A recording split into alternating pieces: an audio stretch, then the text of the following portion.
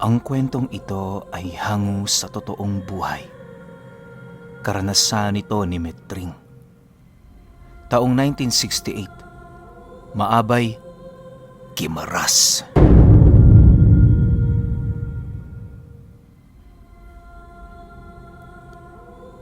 Itong mga panahong ito, kasalukuyang isang albularyo itong si Metring. Sa kanilang lugar noon, siya ang nag-iisang takbuhan ng lahat ng kababaryo niyang may sakit. Kapag may mga bali naman, ipinapasa niya yon sa mga kaibigan niyang manghihilot. Bale, dalawa lang silang manggagamot sa lugar, kaya na may sa lahat ng aspetong espiritual, pinipili nilang magtulungan. Bata pa noon si Metring, nasa 30 anyos pa lamang. Ang kanyang kaibigan namang si Baluloy, 2 dekada na ding manghihilot. Sa halos 1 dekada nilang pagsasama, parang magkapatid na ang turingan nila. Sa katunayan, kapag may nagpapakonsulta kay Baluloy na nabibiktima ng mga engkanto, isang tawag lang nito kay Metring, darating ito.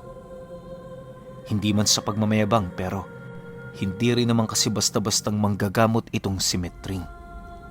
Sa katunayan, marami na silang pinagdaan ng laban na halos hindi kayang maunawaan ng lahat ng tao.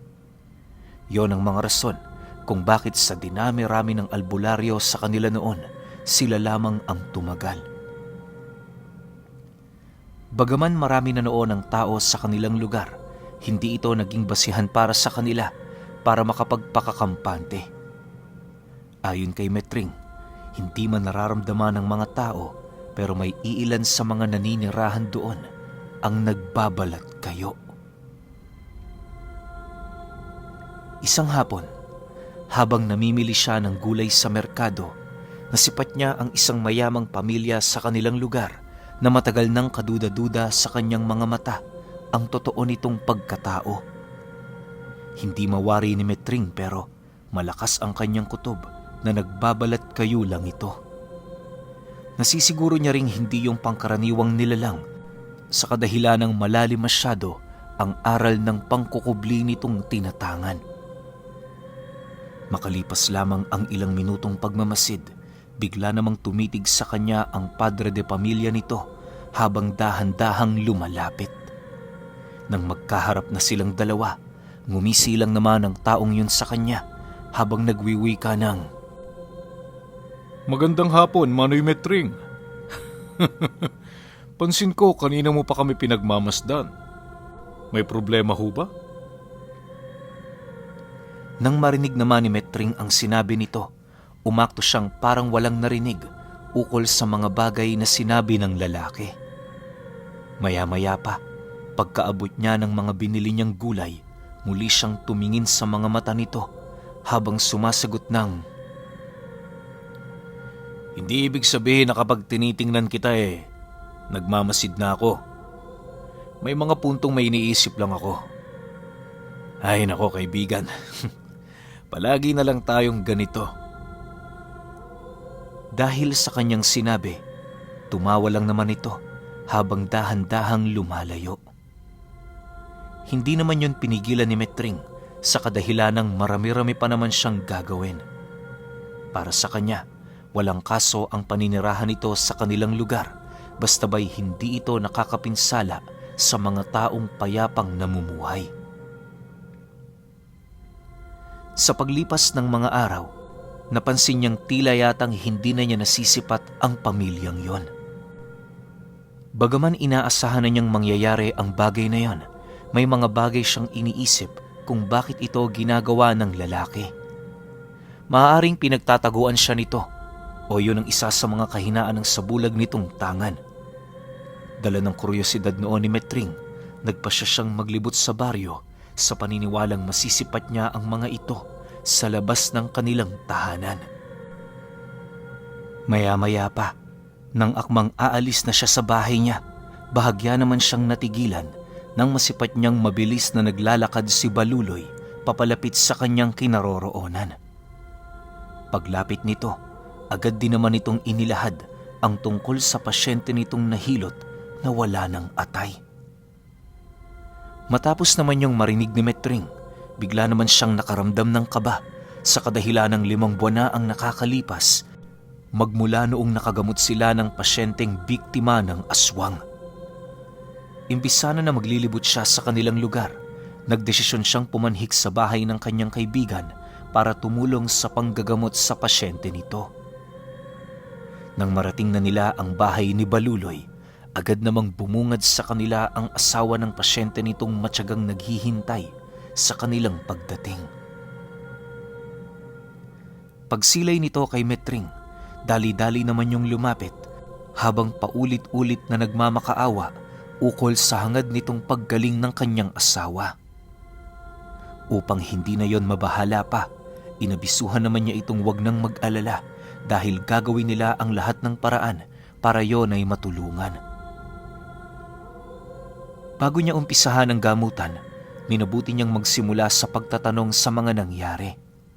Yun kasi ang pinakamainam na gawin para mas lalong maunawaan ng isang manggagamot ang sitwasyon ng kanyang pasyente. Hindi kasi si Metring ang tipo ng albularyo na dinadaan sa hula ang panggagamot kahit meron siyang karunungang may kaugnayan dito. Sa pagpapatuloy ng kanilang pag-uusap, doon niya napag-alaman na nakatira ang mga ito malapit sa pamilyang pinaghihinalaan niyang aswang. Ayon sa salaysay ng lalaki, tuwing hapon palaging nag-uusap ang kanilang mga asawa na siya namang hindi niya pinaghinalaan ng kung ano-ano. Halos inabot ng ilang buwan ang pag-uusap nito sa hapon hanggang sa sumapit ang nagdaang araw kung saan nakaramdam ng kakaibang sakit sa tiyan ng asawa niya. Noong una akala nito na usog lang yon, pero ang labis niyang ipinagtataka, hindi naman ito nagsusuka ng kung ano-ano. Dahil sa may kalaliman na ang gabi noong mismong araw na yon, kung kaya't nagpasya silang dalawa na ipagpabukas na ang pagpapakonsulta. Labis-labis din ang pasasalamat ng lalaki dahil kahit papaano nakaya ng asawa niya ang pagtitiis ng buong magdamag.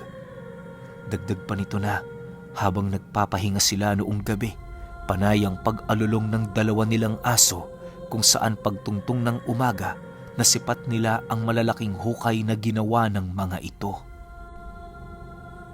Matapos naman yung marinig ni Metring, bakas sa kanyang pagmumuka ang pag-aalala. Alam niya sa kanyang sarili na may ibang pahiwatig ang mga butas na yon at kung nagkataon pa, paniguradong kagagawa nito ng mga nilalang na nambiktima sa kanila. Isang senyales na mayroong mamamatay sa isang bahay ang ginagawang paghuhukay ng aso habang nag-aalulong ito. Alam mo kasi, matalas ang pandaman ng aso. Tipong may kakayahan silang makasilay kung anong mangyayari sa kanilang mga amo. Mabuti na lang at dinala mo sa amin ang asawa mo. Huwag kang mag-alala, gagawin ko ang lahat para gumaling siya. At kapag nailigtas na natin siya, pagbabayari na natin ang may sala. Wika ni Merting sa lalaki.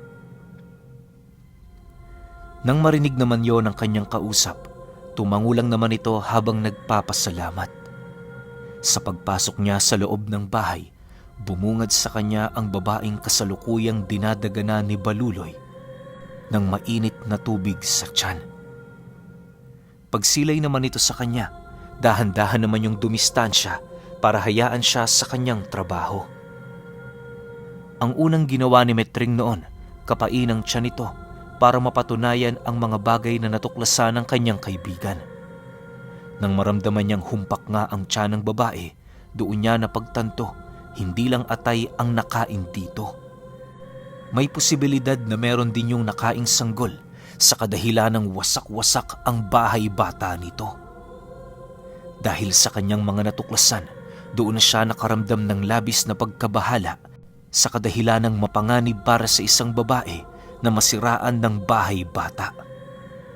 Hindi kasi ito ang uri ng laman loob na maaari niyang mapagaling sa pamamagitan ng mga buhay na salita, gawa ng di hamak na sagrado ang bagay na yon, kumpara sa atay at sa iba pa nitong laman loob.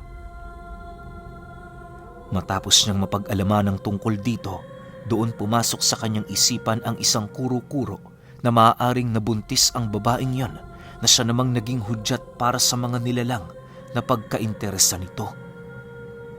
Kung ilang buwan na silang magkaibigan, paniguradong wala yung binabalak sa kanya, maliban na lamang kung buntis siya.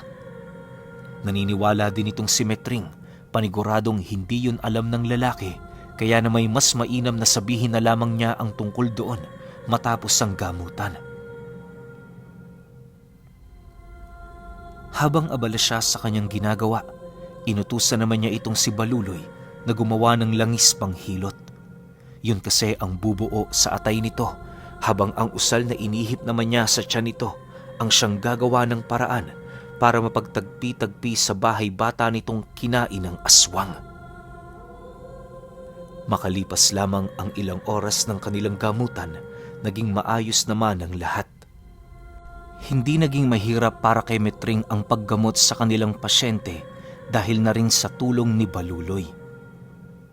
Kinahapunan, nagawa na nilang maibalik ang nakain nitong atay na siya namang nagbigay ginhawa para sa babae. Nang magkaroon na yon ng sapat na lakas para maglakad pa uwi, agad naman nila itong sinamahan alinsunod sa kanilang plano ng pagmamanman. Sa pagdating nila sa bahay ng mag-asawa, agad namang bumungad sa kanila ang kapitbahay nitong maiging nagmamasid. Sa estado ng pagmumukha nito, batid ni Metring na meron yung hindi magandang nararamdaman sa kanilang pagdating.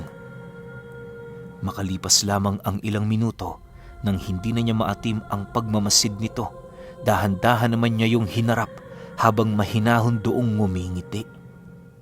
Pagtitigan nilang dalawa, pansin na pansin niya ang pagbuka ng bibig ng lalaki, kung saan sinabayan naman niya ito sa pamamagitan ng pag-usal ng depensa sa kanyang katawan, maging sa mga taong nakapalibot sa bahay na kanilang pinuntahan.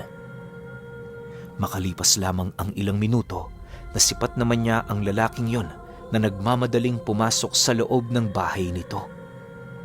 Bago nito tuluyang maisara ang pinto, sumigaw si Metring ng babala ukol sa ginawa nitong kabastusan sa kanila.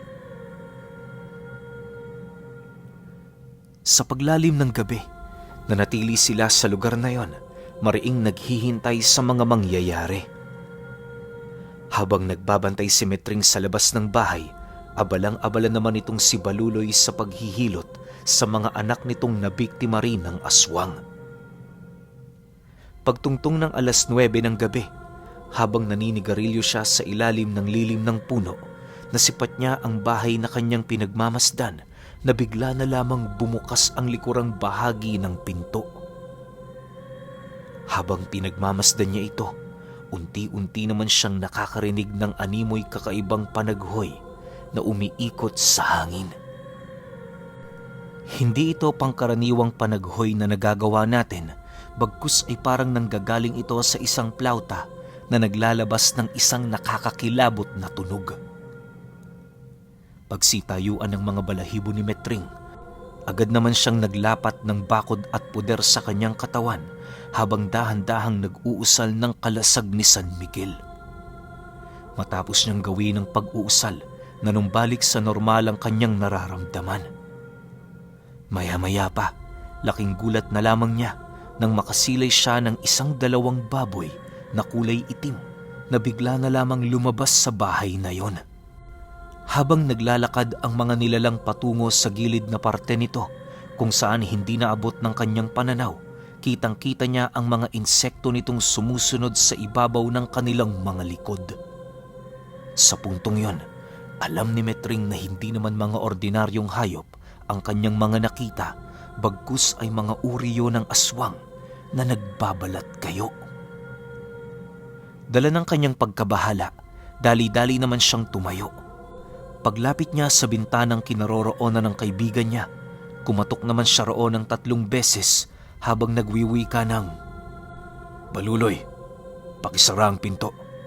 Lahat ng bintana rin, siguraduhin niyong nakatrangka. Nanganganib tayo ngayon dito."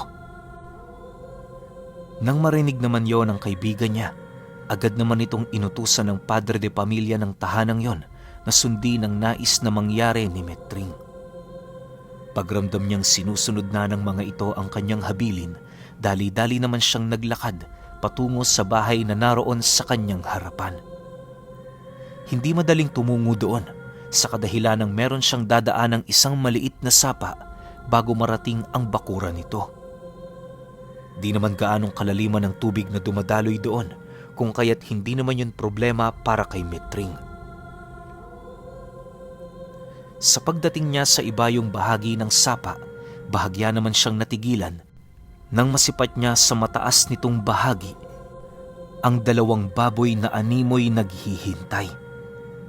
Sa pagsilay niya sa pagmumukha ng mga nilalang na yon, doon niya nasilayan ang 4 na matatalas nitong mga pangil na paulit-ulit nitong ibinabaon sa lupa.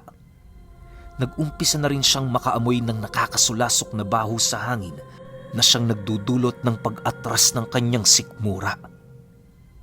Dahil sa pangyayaring yon, minabuti niyang kausapin ng mga nilalang upang malaman kung sino-sino ang mga ito. Noong una, hindi pa yon sumasagot sa mga tanong niya, pero pag-ihip niya ng mga pantigalpong usal sa hangin, doon na dahan-dahang nagbago ang sitwasyon. Nagagawa nitong sagutin ang lahat ng kanyang mga tanong ukol sa totoong pagkatao ng mga ito. Sa pagpapatuloy ng kanyang pakikipag-usap, siya na mismo ang nakapagpatotoo na hindi ordinaryong pamilya ang mga taong pinaghihinalaan niya. Kaya lang naman pala hindi niya nararamdaman ang presensya ng mga ito sa kadahilanang nag-alayo ng isang mutya ng kanan bilang kapalit sa hangad nilang pagtatakip sa kanilang mga kaanyuan. Sa pamamagitan ng ganoong uri ng ritual, makakaya ng isang aswang na pagtakpan ang kanyang presensya at kaanyuan sa harap ng kahit na sinong taong may kamalayan pagdating sa espiritual na mundo. Pasensya na kayo, hindi ko babanggitin kung anong mutya ang ginagamit sa ritual na yon bilang proteksyon na din sa ating mga albularyong naninirahan sa iba't ibang lupain. Maaari kasing kapag may nakaalam ng tungkol doon, gamitin itong isang instrumento para manumbalik ang kanilang kapangyarihan. Balik tayo sa kwento. Matapos niyang mapag-alaman ng lahat ng mga bagay na kinakailangan niyang malaman, humantong na siya sa isang pagpapasya kung ano ang gagawin niya sa mga nilalang na nasa harapan niya. Alam niyang hindi ito madadala sa isang mahinahong pakikipag-usap, kung kaya't ang tanging paraan lamang makipagpatayan sa mga ito. Pagbunot ni Metring ng punyal niyang nakuha niya noong bago pa lamang siyang namamanata, halos kitang-kita niya sa mga mata ng aswang ang labis nitong pagkabahala. Walang sabi-sabi, agad naman siyang sumugod sa kinaroroonan ng mga ito habang taimtim na nag-uusal sa kanyang isipan. Sa isang iglap, bigla silang nagbuno ng 2 baboy kung saan nagpatuloy ang kanilang paglalaban sa sapa. Kahit pinagtutulungan na noon si Metring ng 2 nilalang, nakakaya niya pa rin yung malabanan. Pagkagat ng isang baboy sa kanyang likod, buong puwersa naman niyang hinawakan ang ilong nito, kung saan yon ang kanyang naging pagkakataon para undayan niyo ng saksak sa tagiliran. Makalipas lamang ang ilang minutong pagbubuno, nagkaroon siya ng pagkakataong saksaki ng isang baboy sa ilalim ng paa nito na siyang naging sanhi upang tumagos yon sa iilan nitong mga tadyang. Pagbagsak ng baboy sa tubig, kitang-kita niyang napuruhan yon. Gawa ng bukod sa malalim na pag-ungol nito, hindi na yon nakakatayo. Inaasahan niya ring nakamamatay ang ganoong pinsala sa katawan sa kadahilanang sa parte ng katawang yon matatagpuan ang isa sa pinakakahinaan ng isang aswang. Pagsilay naman ng isang baboy sa nangyari sa kasama nito, dali-dali naman yung nagpalit anyo kung saan doon niya nalaman na anak pala yon ng mag-asawang kanyang pinaghihinalaan. Walang sabi-sabi, agad naman siyang tumakbo patungo sa bahay nito at kasabay niya ng pagsilay niya sa mag-asawang nakatayo habang tumutulo sa mga mata nito ang mga maiitim nitong luha. Hindi na rin pangkaraniwan ang anyo ng 2 sa kadahilanang animoy pinag-isayo ng isang malaking pakpak na bumabalot sa kanilang mga katawan. Pagtitig ni Metring sa kinaroroonan ng mga ito, agad naman siyang sinindak ng lalaki sa pamamagitan ng pilit nitong pagpapasuka sa kanya ng kung ano-ano. Ngunit dahil sa lakas ng kanyang puder, kung kaya't hindi yun naging mahirap para sa kanya na harangin. Dahil dito, nagkaroon siya ng pagkakataong makapagsalita ukol sa hangad niyang ipaalam sa mag-asawa.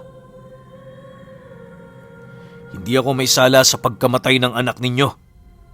Tandaan nyo, nangyari ang bagay na ito dahil na din sa inyong mga kagagawan. Kung hindi ninyo biniktima ang mag-asawa, edi sana malaya pa kayo ngayong naninirahan sa baryo. May mga haka-haka man ako. Hindi ko ito malalaman kung hindi tayo dumating sa ganitong estado. Bata pa ang mga anak nyo pero nakaya nyo silang utusang makipaglaban sa isang katulad ko. Wika ni Metring sa mga ito. Nang akmang sasagot pa ang lalaki sa kanyang sinabi, bigla naman niya yung tinigalpo gamit-gamit ang 5 buhay na salita. Dahil sa kawalan nito ng depensa sa katawan, kung kaya't para yung mga katawan ng punong bumagsak na lamang sa lupa. Ano man ang gawin ng mag-asawa para pabagsakin ang tigalpo niya, hindi yun sapat para mapangibabawan ang aral niyang tinatangan. Dahil sa pangyayari, nagkaroon ng pagkakataon si Metring na suyurin ang bahay nito. Sa paglapit niya sa kinaroroonan ng mag-asawa, dinaganan niya yon ng isang tela na naglalaman ng mga bunga ng kalamansi. Ginawa niya ito nang sa gayoy masigurong kumpleto ang selyo. Habang nag-iikot siya sa bahay ng mga aswang, bumungad sa kanya ang iilang mga bangang halos gatao ang taas. Merong takip ang mga bunganga nito, indikasyon na meron doong itinatago ang mga nilalang na yon. Pagbasag niya ng isa sa mga banga, doon bumungad sa kanya ang iilang pinagpira-pirasong katawan ng tao na nakababad sa langis na napakabaho. Marami ring uod ang gumagapang sa mga ito, kung kaya't pagkakita roon ni Metring, minabuti niyang wag yung hawakan. Dahil sa amoy na matagal nang nakulob sa mga banga, kaya na may maging siya, hindi yun kinaya. Nang akmang lalabas na ang mga kinain niya, agad naman siyang tumungo sa labas ng bahay para makahinga ng sariwang hangin.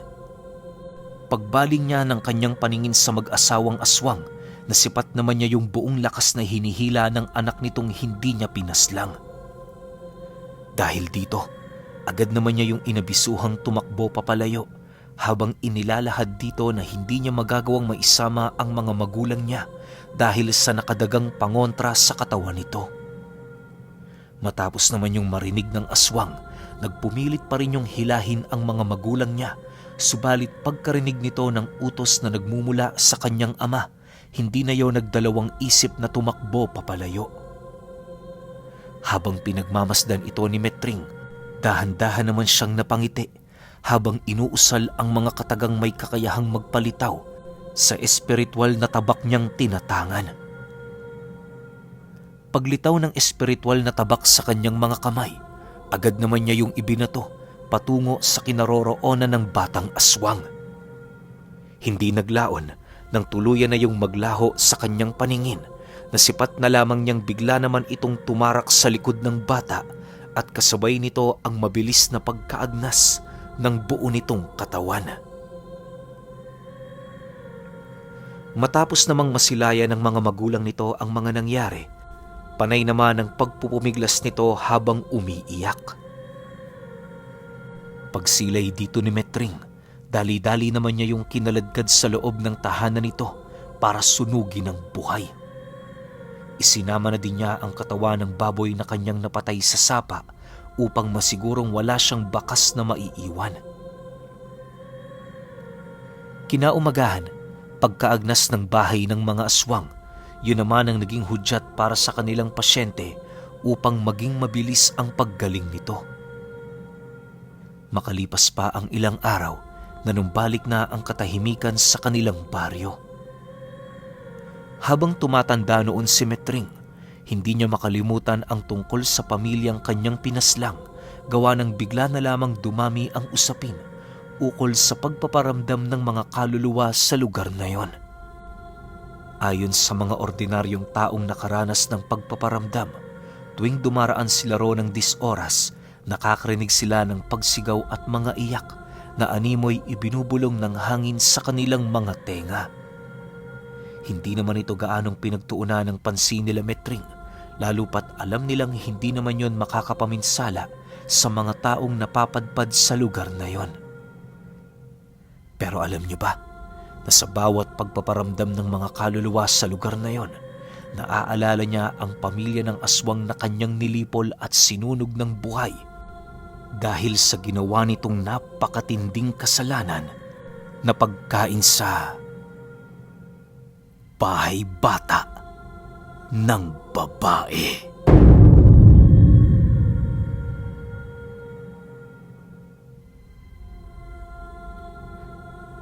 Okay, opinyon ko sa kwento.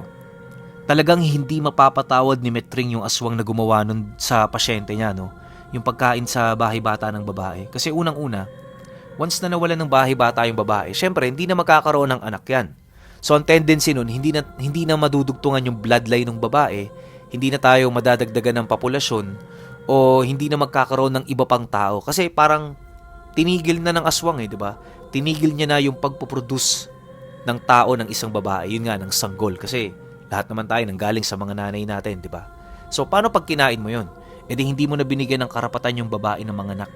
So kawawa naman yung lahi ng babae na yun, kasi nga hindi na siya magkakaroon ng anak So siguro para kay Metring o sa iba pang antingero o albularyo natin na nakikinig dyan, isa talaga sa mga mortal sin ng mga aswang, pag kinain na yung bahay bata. Siguro, di ko rin masabi kung mapapatawad nila kung kinain yung sanggol lang. Diba? Kasi kapag yung sanggol lang yung kinain mo, pwede pa ulit mga anak yun Pero pag yung buong bahay bata na, wala na talaga. Pinutol mo na yung chance niyang magkaroon ng anak. So yun lang yung nakikita ko rito, kaya siguro sobra-sobra yung galit ni Metring sa pamilya ng mga aswang na yun. Diba? Pero kayo, kung may opinion kayo sa kwentong ito, comment nyo lang sa baba. Yun lang, hanggang sa susunod na kwento. Salamat.